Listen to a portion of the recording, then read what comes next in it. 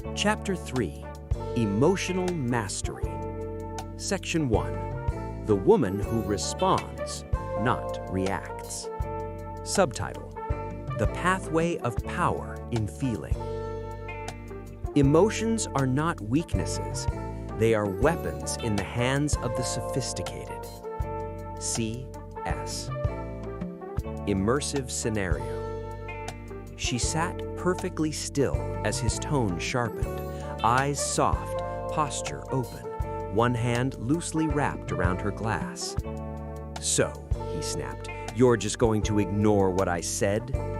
A pause, a beat, then the slow, precise smile. "That's an interesting perspective," she said, voice even, gaze steady. "Tell me more." The room shifted. Tension leaked from the walls like steam. He blinked, caught off guard, suddenly uncertain who held the reins. This is emotional mastery. Not the absence of feeling, not robotic detachment, but the ability to stand completely inside your emotion without becoming it. To feel heat in your chest and choose coolness. To hear an insult and answer with curiosity. To be provoked and still control the tempo of the room.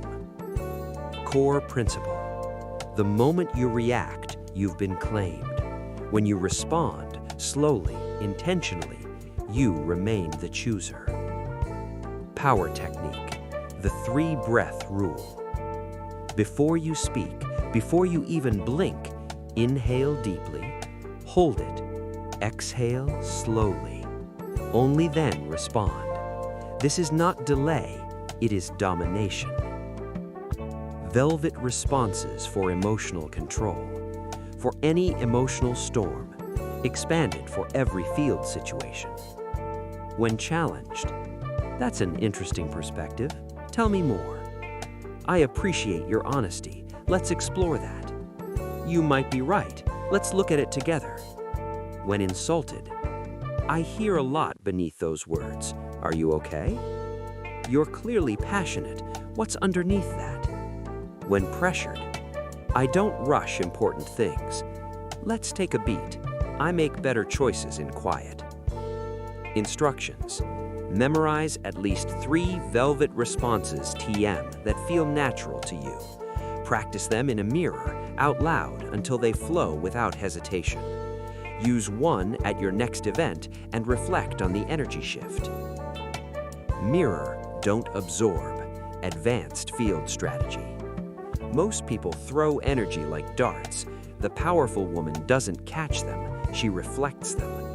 If someone raises their voice, you lower yours. If someone throws blame, you throw questions. Mental script. Their energy is theirs. I don't need to make it mine. Visualize a soft white barrier between you and their chaos. Smile gently behind it. Let them perform. Reset ritual. Nightly debrief. Each night, 3 minutes. 1. Replay the emotional scenes of the day. 2. Ask, did I react or respond? What triggered me? Where did I keep my power? 3. Say aloud, I release what isn't mine. I hold what makes me stronger. 4. Sleep like a queen. Wake new. Story. Handling jealousy in the field. The ballroom glittered with champagne light. You saw him across the room, your regular, laughing with a new date, her hand curling possessively around his arm. You felt the familiar twinge, a twist of jealousy, ancient and sharp. But you knew in this moment your response was everything. You let your breath slow, shoulders back, posture open, one hand loosely wrapped around your glass. "Beautiful to see you here," you said, voice silk smooth, eyes meeting both his and hers with equal warmth. You turned to his date and added, "I adore your dress. You have a unique style." For a moment, there was silence. The date relaxed, surprised by your authenticity. He, caught off guard by your graciousness, fumbled a compliment in return. You stayed for a minute, never lingering, never awkward, You excused yourself, still smiling, to greet a friend across the room. No trace of bitterness, no scene, just a graceful exit. Later, as you left the party, you felt every eye follow you, not of gossip, but of respect. That night, your phone buzzed. His message: "Thank you for how you handled tonight. You have more class than anyone I know. I'm lucky you're in my life."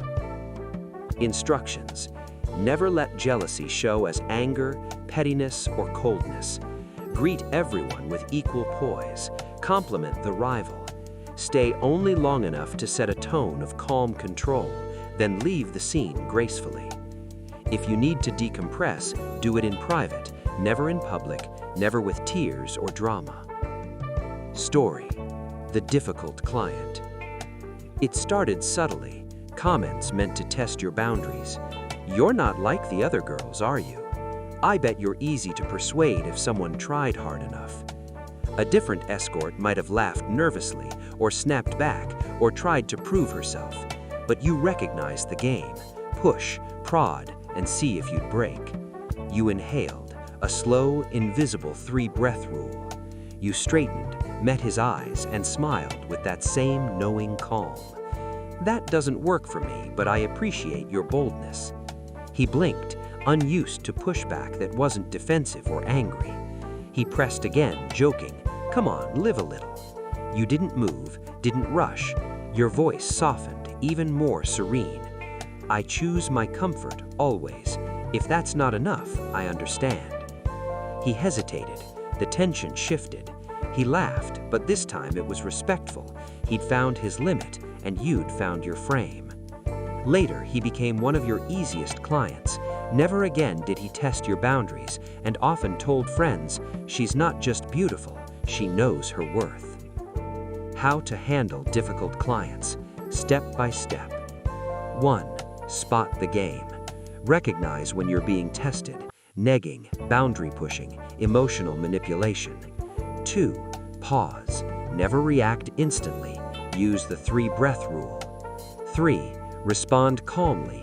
State your boundary once, directly, never apologetically. 4. Repeat if needed. If he pushes again, calmly reinforce your line. 5. Withdraw if needed. If disrespect continues, end the engagement with a velvet, unflustered exit. Your emotional safety comes first. Field instruction. Elite power practice. Prepare 2 velvet responses in advance for every major trigger: jealousy, pressure, disrespect. Use "I'll think about it and let you know," buys time and recenters your power. After every outing, journal your emotional wins and mistakes.